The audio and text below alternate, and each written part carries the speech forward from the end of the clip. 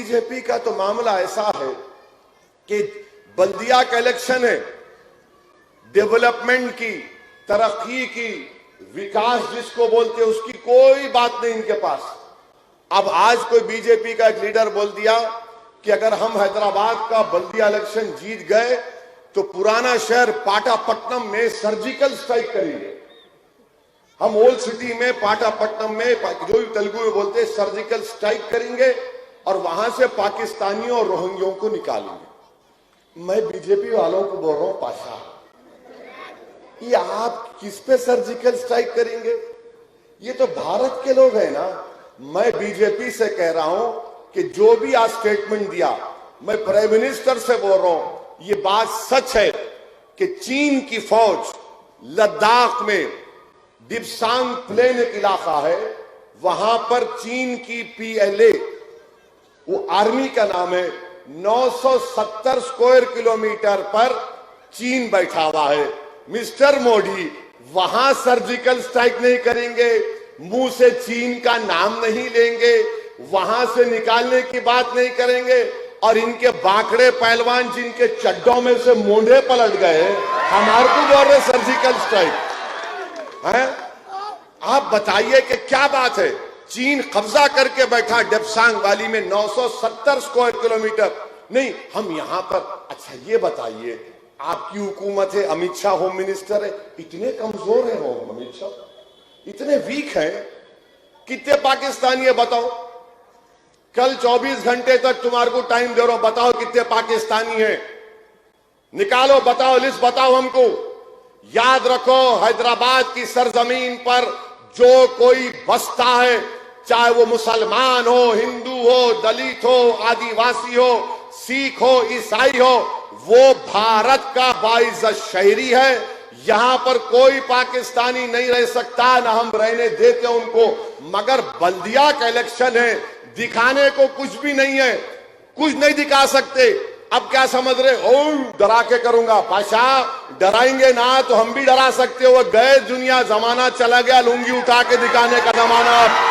हाँ, वो अब बात नहीं करना। हम अकेले पूरे भारत में फिरते, हर जगह जाकर गरीब और मजलूम आवाम जिनको बेआवाज कर दिया गया, उनके दिलों में छुपे हुए गम को, मसाइल को, उनकी तकलीफ को बयान करते। मगर बीजेपी के पास कुछ भी नहीं है, सर्जिकल स्ट्राइक करते है। अरे वहां चीन पे कर बाबा, इसको भी लिख जाओ, इसको भी ले जाके दिखाओ आपको। मन नहीं, क्या करेंगे? अरे इलेक्शन है, ये जमहूरियत में इलेक्शन है, मर वो निकालेंगे। अच्छा, एक और मौसूफ है, आकर उन्होंने बोल दिए मंजलिस को वोट दिए तो मुल्क के मफाद में नहीं है। क्यों पाशा? मुल्क तुम्हारे बाप का है, हमारा नहीं है। और हमारे बाप का मुल्क है ये, हमारे अब्बा का मुल्क है ये। कैसे है बोलो? कैसे हमारे अब्बा का मुल्क है? नहीं मालूम तो सुनो। अब सुनो, इसके बाद कल से फिर चर्चे होंगे अपनी बात का कि भोलकपुर में बोले बोले बोले बोले बोले बोले क्या करते कर लो, बैगन को बोलो, बोले अब बोलिए। अब्बा का मुल्क कैसे है? अब्बा का मुल्क इसलिए है कि हमारे अब्बा, आपके अब्बा, हमारे अब्बा के अब्बा के अब्बा के अब्बा के अब्बा को ऊपर तक हजरत आदम अलैहिस्सलाम को जब अल्लाह दुनिया में भिजाया तो हजरत आदम पहला कदम हमारे मुल्क में रखे। तो अब्बा की जमीन हुई नहीं हुई? अब अब्बा की जमीन में से हमारे का कोई हक छीन सकता?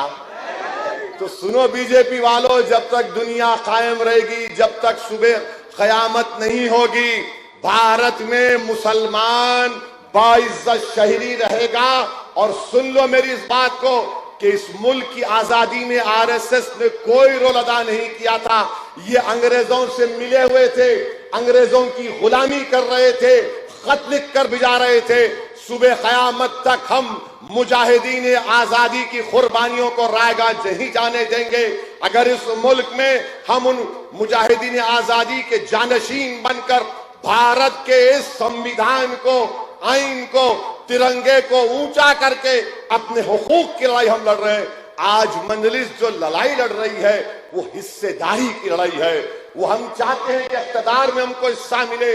हम ये नहीं चाहते कि कुर्सी पे जाकर बैठ जाएं। हम ये चाहते हैं कि कुर्सी होगी, एक नहीं होगी, 2 कुर्सी होगी, अगर केसीआर एक कुर्सी पर बैठेगा तो दूसरी कुर्सी पर आपकी तरफ से असदुद्दीन ओवैसी बैठेगा और आंख में आंख डालकर मजलूम आवाम के मसाइल की बात करेगा। मगर बीजेपी को समझ में नहीं आ रहा। अच्छा, तीसरा कोई आके बोल दिया कि यहां पर रोहिंग्या है। मैं तो कल ही बोला 24 घंटे का टाइम दो, 1000 नाम बताओ होटल लिस्ट में, वो भी नहीं बता सकते, कुछ नहीं बता सकते। किस किस को पकड़ पकड़ के लाके उतार रहे हैदराबाद में, उन्हें आ रहा, इन्हें उतर रहा, उन्हें एक बात, इन्हें एक बात। अरे भाई साहब, ये बल्दिया का इलेक्शन है और आप यकीन जानो इंशाअल्लाह ताला बीजेपी की दाल नहीं गलने वाली है।